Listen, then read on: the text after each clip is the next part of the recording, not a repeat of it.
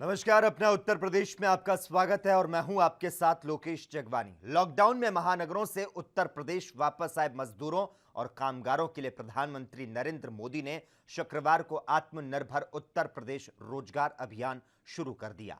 PM Modi ने इसकी घोषणा वीडियो कॉन्फ्रेंसिंग के जरिए की। पीएम मोदी ने यहां रिमोट दबाकर इस योजना का शुभारंभ किया। उनके साथ सूबे के सीएम योगी आदित्यनाथ जुड़े। सीएम योगी ने योजना की जानकारी देते हुए बताया कि राज्य में वापस आए प्रवासी मजदूरों को होम क्वारंटीन में रखा जा रहा है। क्वारंटीन अवधि खत्म होने के बाद मजदूरों के लिए पर्याप्त संख्या में नौकरी देने के लिए योजना तैयार की गई। इसके लिए इन श्रमिकों की स्किल मैपिंग की गई। कोविड-19 महामारी के बीच देश भर में लागू लॉकडाउन के चलते प्रदेश में लगभग 35 लाख से ज्यादा मजदूर घर वापस लौटे हैं। वर्तमान में उत्तर प्रदेश के 31 जिलों में 25,000 वापस लौटे हुए प्रवासी मजदूर हैं। केंद्र की मोदी सरकार की इस योजना में इन वापस लौटे हुए मजदूरों को रोजगार देने, स्थानीय बिजनेस को प्रमोट करने और औद्योगिक संस्थानों के साथ पार्टनरशिप कर रोजगार के अवसर बढ़ाने का लक्ष्य है। जिन योजनाओं को आगे बढ़ाने का अपना मार्गदर्शन दिया था, उसी क्रम में आज उत्तर प्रदेश आत्मनिर्भर उत्तर प्रदेश के अंतर्गत प्रदेश के कामगार और श्रमिकों के लिए इस योजना का शुभारंभ के लिए आदरणीय प्रधानमंत्री जी के मार्गदर्शन में कार्य कर रहा है। इसके अंतर्गत 1,25,00,000 से अधिक कामगार और श्रमिकों को रोजगार, उद्योगों में समायोजन और स्वतः रोजगार के अंतर्गत कार्य दिया जा रहा है।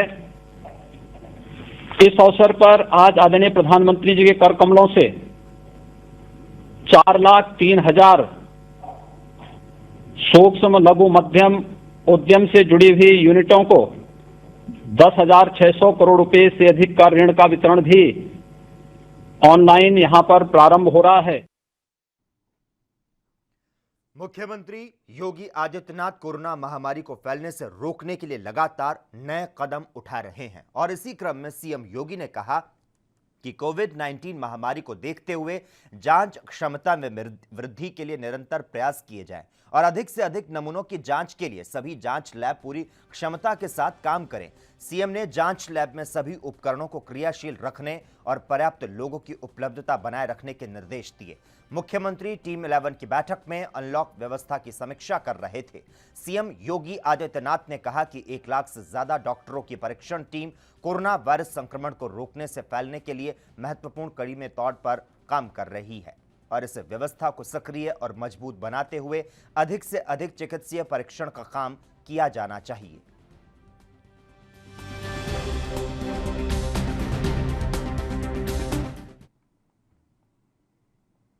प्रधानमंत्री नरेंद्र मोदी ने शुक्रवार यानी कि आज वीडियो कॉन्फ्रेंसिंग के जरिए आत्मनिर्भर यूपी रोजगार अभियान की शुरुआत कर दी है। इस अभियान पर कांग्रेस प्रदेशाध्यक्ष अजय कुमार लल्लू ने अपनी प्रतिक्रिया व्यक्त की है।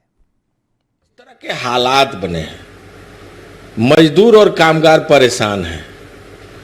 रोजगार की बात करने वाली सरकार को निश्चित रूप से पिछले तमाम उन चीजों की तरफ देखना पड़ेगा कि उन्होंने मजदूरों और कामगारों के जीवन के साथ कितना बड़ा मजाक करने का काम किया, नौजवानों के भविष्य के साथ किस तरह का खिलवाड़ करने का काम किया है।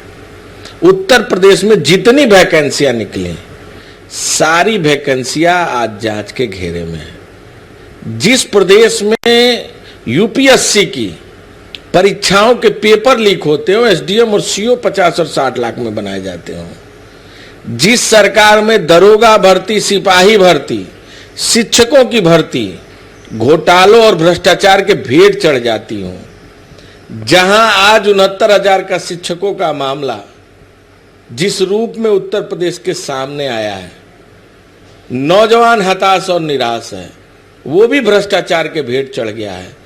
इस सरकार के मुंह से रोजगार की बात करना बेईमानी होगी। ये सरकार लगातार कामगारों, मजदूरों और नौजवानों के जीवन के साथ खिलवाड़ करने का काम कर रही है। रोजगार के केंद्र की मोदी सरकार और प्रदेश की योगी सरकार को घेरने के लिए उत्तर प्रदेश कांग्रेस कमेटी ने एक बड़ा कदम उठाया है। दरअसल कांग्रेस कमेटी मजदूर पंचायत करके मजदूरों के हालात पर गहन चर्चा कर रही है और इसके तहत आज यूपी कांग्रेस के अध्यक्ष अजय कुमार लल्लू ने मजदूरों से सीधे बात की और उनके हालातों की जानकारी दी। आज सरकार का दावा कितना सच है?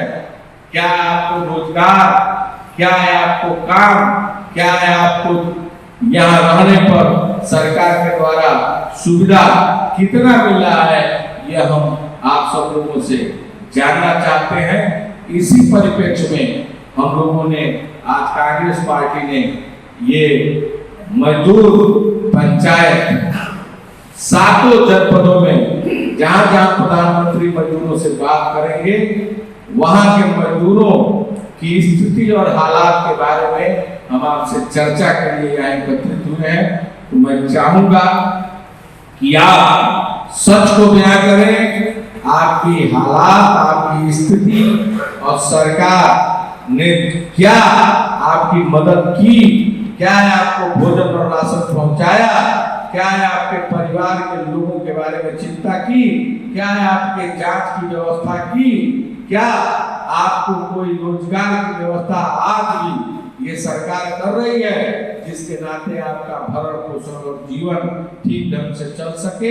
हम ना आपके खाते में पैसे दी, ना आपके रोजगार की कोई व्यवस्था की, ना आपके बच्चों के भविष्य के बारे में कोई चिंता की। किसी अधिकारी ने आकर यह जानने की भी कोशिश नहीं की कि आपका जीवन कैसे चल रहा है। किसी व्यक्ति ने आपके इलाज की भी कोई समुचित व्यवस्था नहीं की। और जो सरकार के दावे हैं, जो सरकार ने दावे किए हैं, वो दावों की हकीकत और सच पूरे देश के सामने आपने उजागर किया है।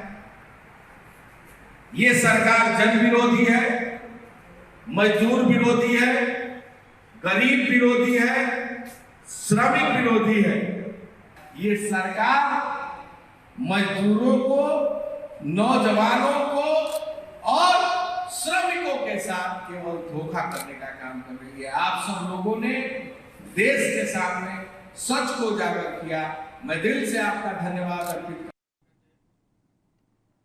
पेनेशिया अस्पताल को संचालित करने को लेकर 22 जून को हुए विवाद के मामले में बीजेपी सांसद कमलेश पासवान और निदेशक मंडल के सदस्य डॉक्टर प्रमोद सिंह सहित 6 नामजद और 40 से 50 अज्ञात के विरुद्ध डकैती और आपराधिक बल प्रयोग करने सहित कई संगीन धाराओं में कैंट पुलिस ने मुकदमा दर्ज किया है। और इस पर बीजेपी सांसद कमलेश पासवान ने क्या कुछ कहा, आइए आपको सुनाते हैं। हॉस्पिटल में जो मारपीट हुआ और जो मुझे कहा जा रहा है कि मैं गया नहीं, मैं स्वयं हॉस्पिटल के अंदर मौजूद था। मेरे ऊपर संगीन धाराओं में डकैती जैसे मुकदमे में मुझे एफआईआर दर्ज किया गया है। मैं एसएसपी साहब से कहूँगा कि दोनों पक्षों का वीडियो ले लें और दोनों को बारीकी से जांच करें। क्या दिन में 1 बजे सातसंग चौराहे जैसी जगह पर चेन लूटने की घटना, 5000 रुपये लूटने की घटना, 3 बार का सांसद, 2 बार का विधायक सोच भी सकता है क्या?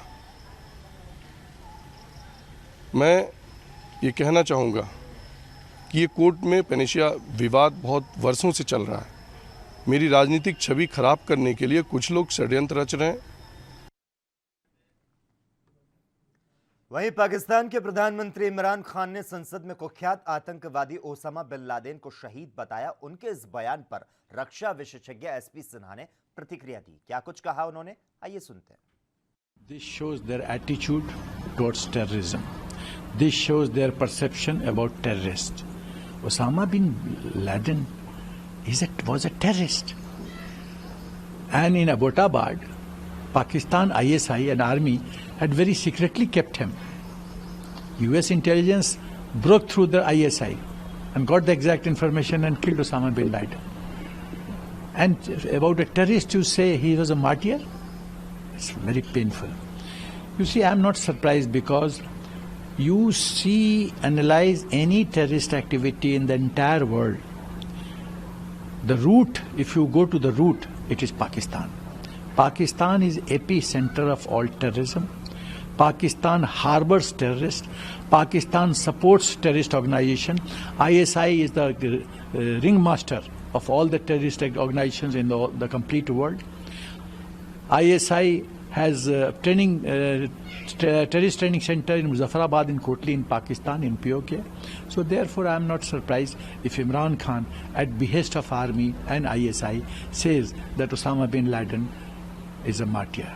This shows their attitude and priority, and they should. How can a country support or praise a terrorist?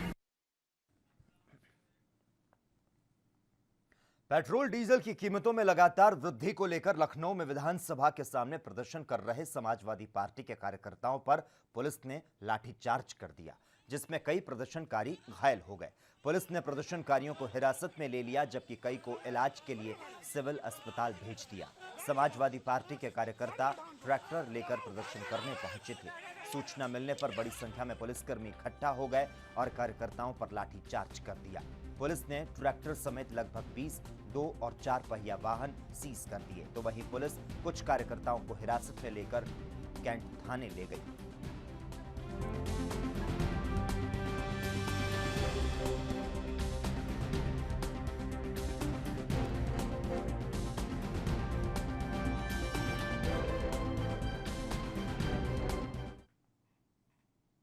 Corona संकट काल में पेट्रोल डीजल के मूल्यों में लगातार बढ़ोतरी उपभोक्ताओं की जेब पर भारी पड़ने लगी है। यात्रा व्यय के साथ महंगाई बढ़ने और माल भाड़ा बढ़ने से विभिन्न वस्तुओं की उत्पादन लागत और परिवहन लागत बढ़ जाएगी, जिसका खामियाजा आम जनता को भुगतना पड़ेगा। लोगों का कहना है कि पिछले कुछ दिनों में जिस प्रकार से दाम बढ़े हैं, इससे पहले कभी ऐसी बढ़ोतरी नहीं हुई। पेट्रोलियम पदार्थों में बढ़ोतरी से आम आदमी का गुस्सा सरकार के प्रति बढ़ रहा है। कोरोना संकट में रोजगार ठप होने के कारण लोगों को दोहरी मार पड़ रही है। पिछले एक सप्ताह के दौरान पेट्रोल डीजल के दामों में बढ़ोतरी ने आम आदमी की कमर को तोड़कर रख दिया है। अरे इससे तो दिक्कत बहुत ज़्यादा हो रही, क्योंकि ये हर आदमी की एक बेसिक चीज़ है।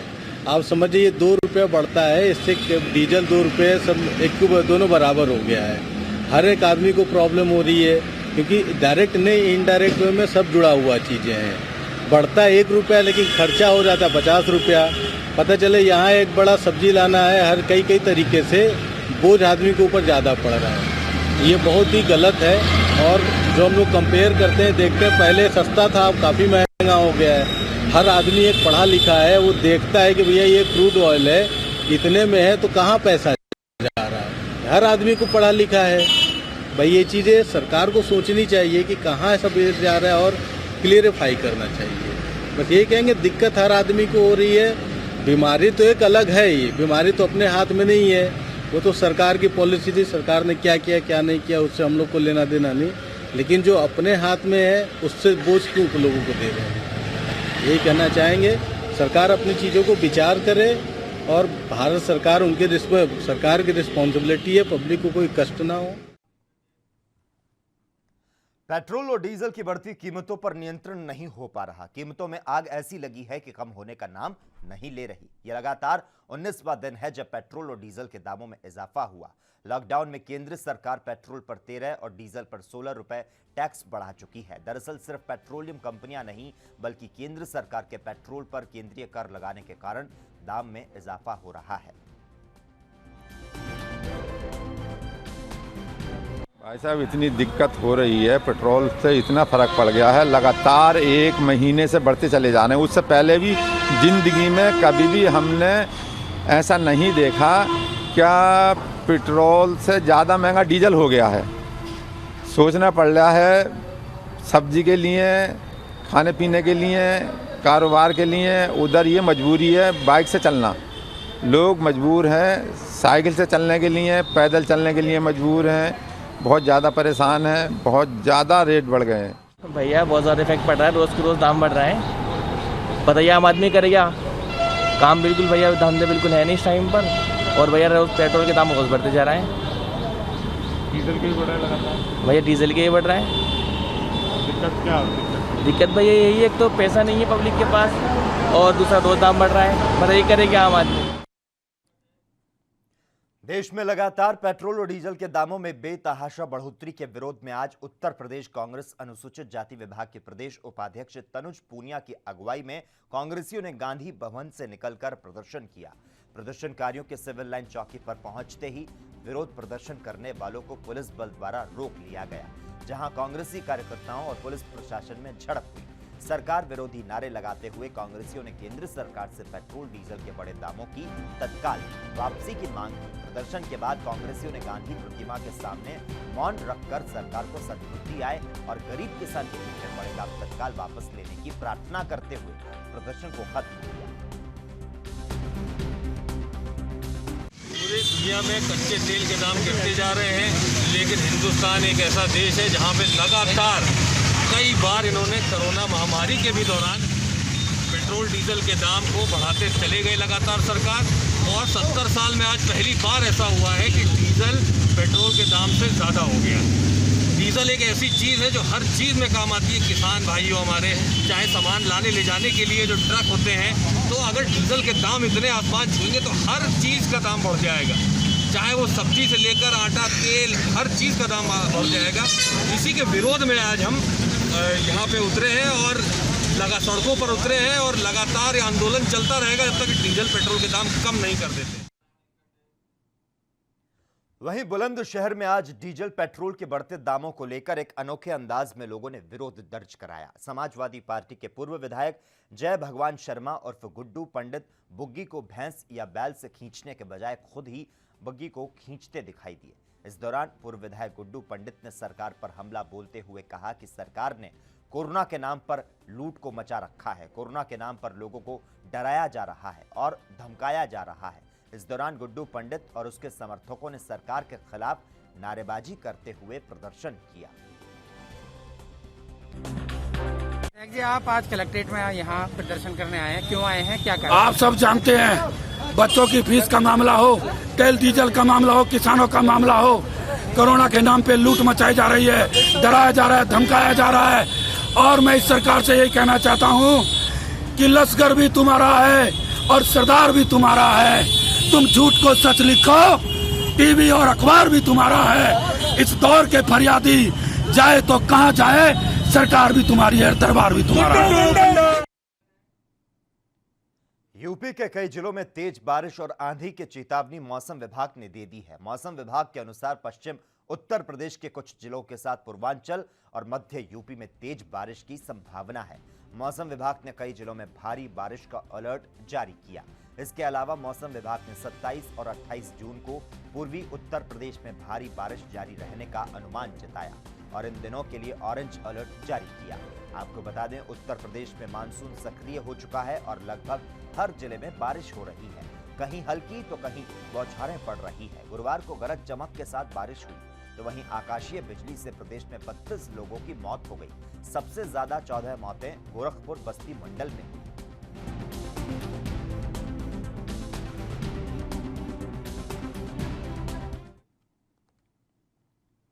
वहीं जालौन में एएनबी न्यूज की खबर का असर देखने को मिला। अवैध खनन और ओवरलोड ट्रकों पर चलाई गई खबर पर संज्ञान लेते हुए अब प्रशासन ने कार्रवाई को शुरू कर दिया है। उप जिलाधिकारी सुनील कुमार शुक्ला, क्षेत्र अधिकारी सुबोध गौतम, कोतवाली प्रभारी निरीक्षक रमेश चंद्र मिश्रा और ट्रैफिक पुलिस ने चेकिंग अभियान चलाया और इस अभियान के दौरान बालू लेकर जा रहे 5 ट्रकों और ओवरलोड 3 ट्रकों को पकड़कर कोतवाली लाया गया। नगर प्रशासन द्वारा की गई ताबड़तोड़ कार्रवाई से बालू माफियाओं में दहशत का माहौल बन चुका है।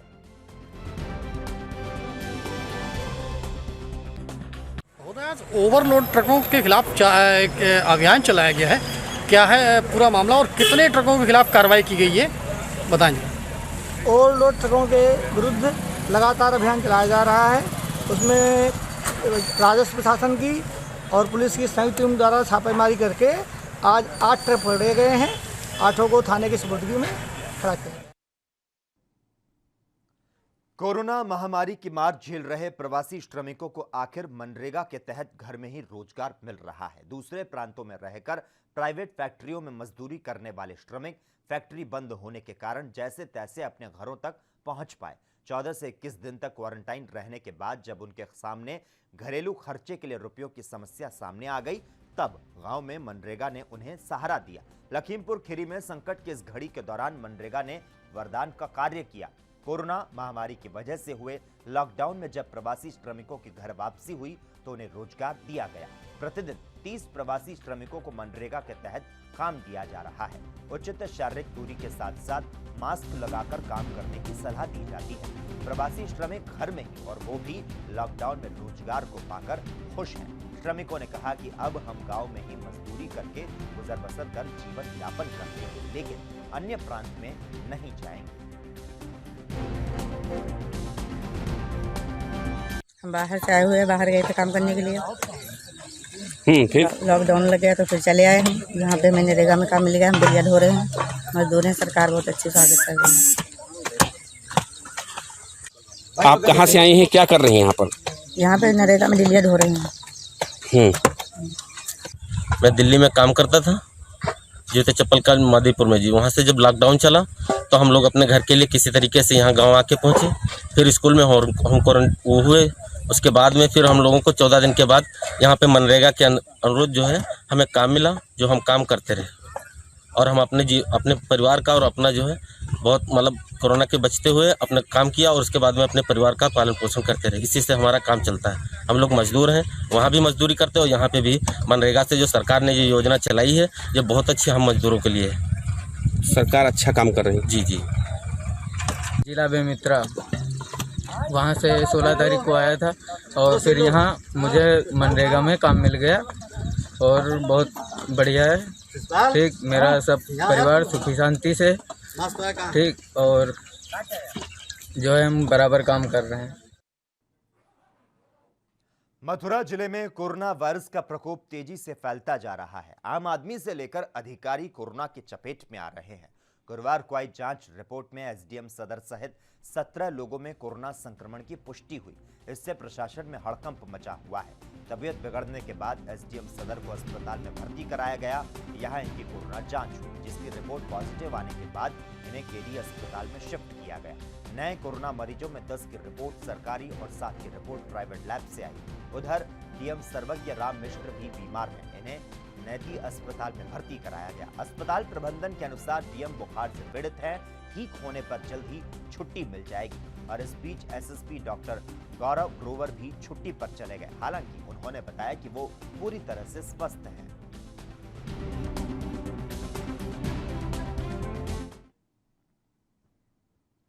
टिड्डी दल के हमले से देश में फसलों को काफी नुकसान हुआ है। उत्तर भारत के कई राज्यों में टिड्डियां पहुंच चुकी है। उत्तर प्रदेश के कई जिलों में टिड्डियों ने हमला कर दिया। टिड्डियों का एक छोटा दल सुबह के समय वाराणसी पहुंच गया।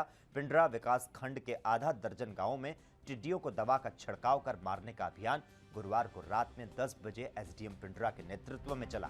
मौके पर पहुंचे डीएम कौशल राज शर्मा, सीडीओ मधुसूदन कुलगी अधिकारियों और कर्मचारियों को निर्देशित करते रहे। सबसे पहले विकास खंड के राजपुर से अभियान की शुरुआत की गई और उसके बाद चतौरा, घोगली, नहिया कोरा में टिड्डियों को मारने का अभियान चला। दर्जनों की संख्या में सफाई कर्मचारी बैटरी से चालित होने वाली स्प्रे मशीन को लेकर खेतों में उतरे।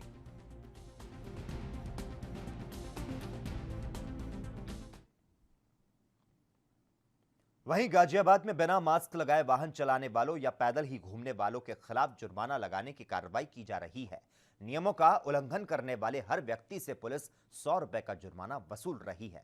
बिना मास्क पहने सार्वजनिक स्थानों पर घूमने वालों पर प्रतिदिन कार्रवाई की जाती है। 4 या 2 पहिया वाहन चालक शराब के नशे में धुत होकर वाहन चला रहे हैं तो उन पर भी जुर्माना लगाया जा रहा है। किसी व्यक्ति द्वारा किसी सार्वजनिक स्थान पर अथवा घर से बाहर गाड़ी के अंदर करना प्लेस पर अगर किसी ने नहीं पहना है तो उसका 100 रुपीज़ फाइन है मास्क, और उसका हम लोग चलान कर भी रहे हैं। और इसी के साथ ही अपना उत्तर प्रदेश में इतना ही, लेकिन देश और दुनिया के तमाम अहम खबरों के लिए लगातार आप देखते रहिए ANB न्यूज़।